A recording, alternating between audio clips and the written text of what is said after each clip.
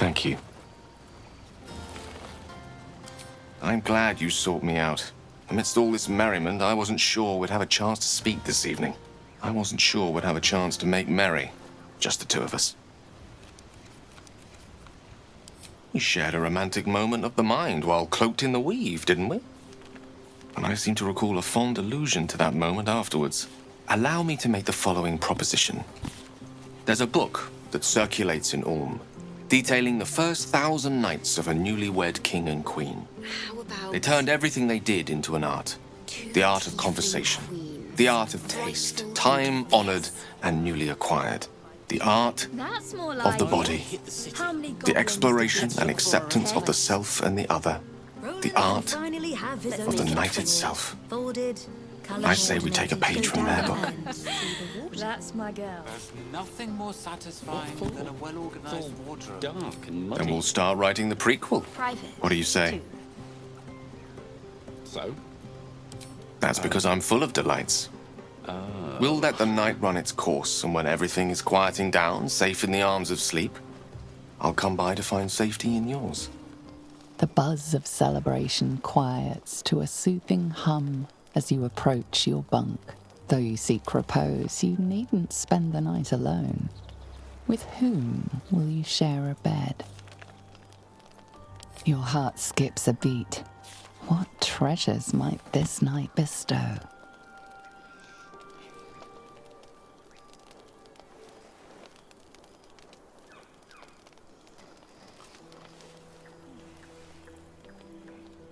I love this time of night.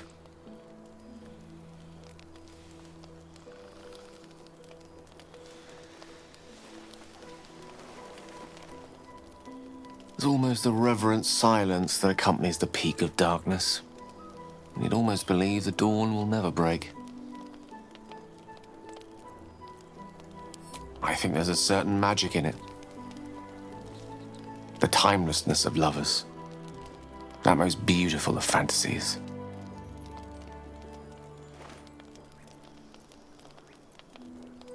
Not even a simple kiss would change your mind. Doesn't it just?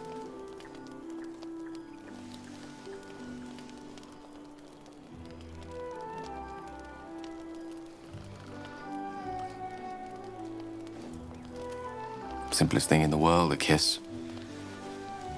Yet few things are as majestic.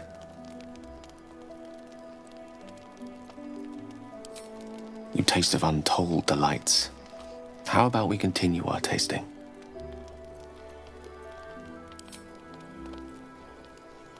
Are you sure? One kiss is like one chord in an entire symphony. And it begs for more.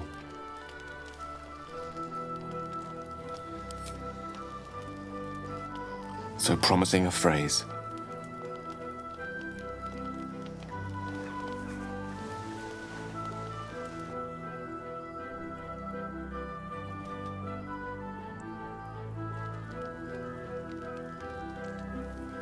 Good morning. Looks like the dawn broke after all.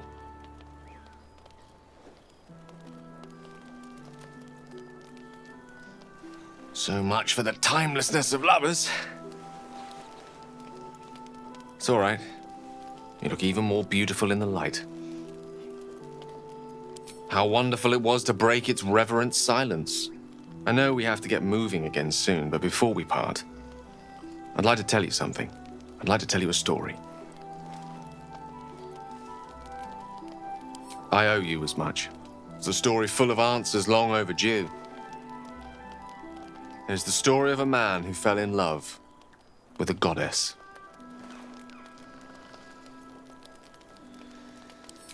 Please, a bit of narrative distance will make it so much easier in the telling. Indulge me. Thank you. Once upon a time, not quite that long ago, there lived a wizard in a tower. The wizard was what one might call a prodigy, who from an early age could not only control the weave, but compose it, like a musician or a poet. Such was his skill that it earned him the attention of the mother of magic herself, the Lady of Mysteries, Mystra. He was. Even though it was in Mistra's affections that his true power lay. Perhaps it was not quite love, but you see, the wizard was but a very young man. It was most certainly love to him. Mistra showed him the secrets beneath the veils. The gossamer veils first, draped across the weave. The delicate veils next, draped across her body. Chosen one, she whispered, and she slipped them off completely. Indeed. What most wizards perceive is but the ripple of the weave's surface. Untold wonders lie beyond. I enjoyed them for a while. As we enjoyed each other. Until one day, all too soon, the whispers stopped. The goddess spurned the mortal. The veils were drawn once more, and the wizard was left behind, heartbroken. Like so many of the heartbroken, he did something infinitely foolish. One has to think big if one seeks to win back a goddess. So the wizard thought big.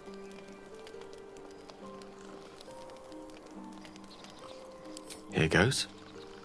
Once upon a time, very long ago, a mighty lord lived in a tower. A flying tower, to be precise. I'll save his story for another time, but the gist of it is that he sought to usurp the goddess of magic so that he could become a god himself. He almost managed, but not quite. And his entire empire, Netheril, came crashing down around him as he turned to stone. The magic unleashed that day was phenomenal. Rolling like the prime chaos that outdates creation. A fragment of it was caught and sealed away in a book. No ordinary book, mind you. A tome of gateways that contained within it a bubble of astral plane. It was a fragment of primal weave locked out of time. Locked away from Mistra herself. What if, the silly wizard thought, what if after all this time, I could return this lost part of herself to the goddess? So it goes with wizards of Waterdeep. It is a city filled with the most obscure arcana. He obtained the book and took it into his study. As for what happened next, here. Place your hand over my heart. Let me show you. You feel the tadpole quiver as you realize Gale is letting you in. Into the dark. You see through Gale's eyes, staring down the corridors of a dread memory. A book, bound, then suddenly opened. Inside there are no pages, only a swirling mass of blackest weave that pounces. Its teeth, its claws, it's unstoppable as it digs through you and becomes part of you. And gods, is it ever hungry.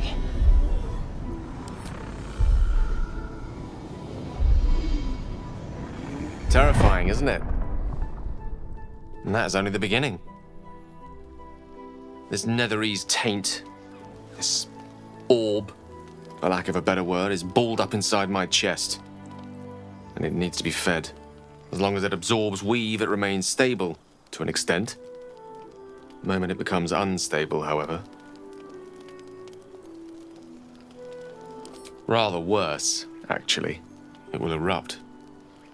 I don't know the exact magnitude of the eruption, but given my studies of Netherese magic, I'd say even a fragment as small as the one I carry, it'd level a city the size of Waterdeep.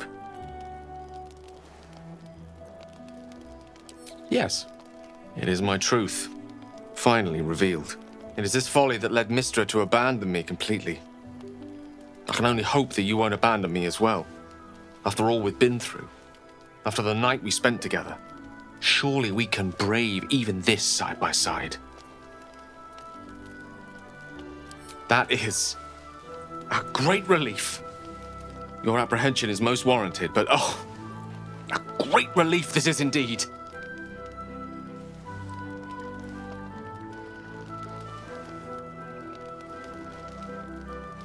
I don't know what I did to deserve the magic that you do. Many challenges lie ahead, but in this moment I believe nothing to be insurmountable. The road awaits. Shall we? Or do you have questions for me? I'll be honest with you. I don't know. She's my muse still, the embodiment of magic. But the embodiment of love? Only if we ever meet again will I know. You don't. And a great compliment that is, too. You are unique in your own right, and just as incomparable.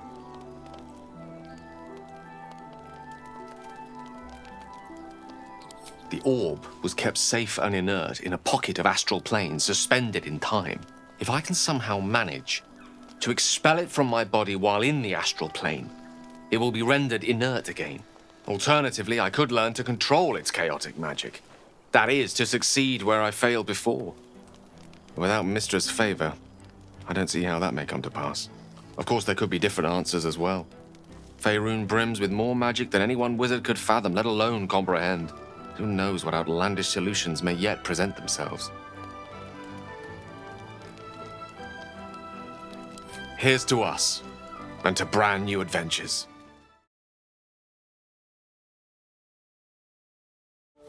Go ahead.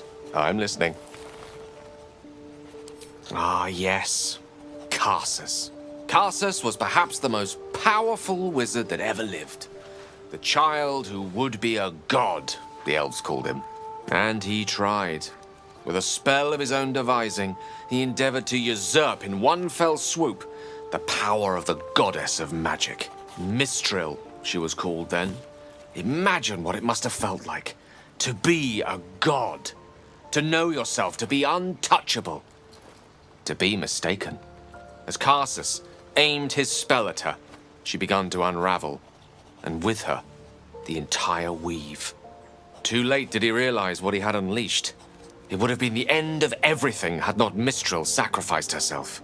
The goddess of magic is all magic. By dying, the entire weave was lost, and the spell that challenged a god failed. It was the end of Mistril, the end of Karsus, and the end of an entire civilization. As the child who would be a god was turned to stone, his empire came crashing down around him. The floating cities of Netheril were no more, an event that came to be known as Karsus's folly.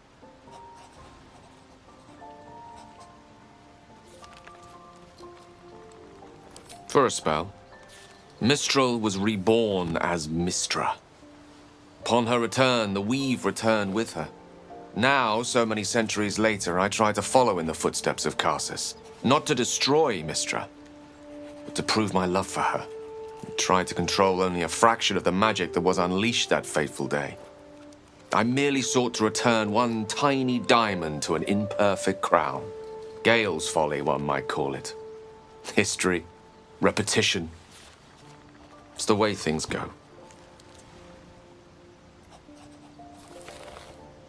If it should ever come to that, if I ever know I am no longer able to stop it, I will do anything I can to ensure no one but me pays for my mistakes. I will find the remotest place on the surface of Faerun, or perhaps far below in the depths of the Underdark. I will await that death, alone. I promise I will not betray your trust.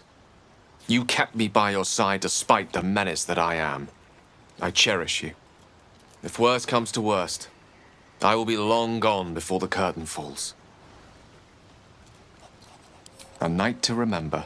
It was wonderful, wasn't it?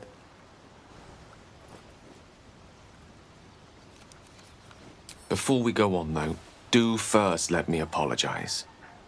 To share such a night with you only to tell you of a previous lover the next morning, it wasn't the most gentlemanlike behavior. But I had to finally tell you. Silence would have been far worse behavior still. Nevertheless, I am sorry.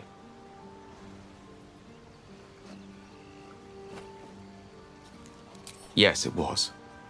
But you first approached me about the other night. What was it you wanted to tell me?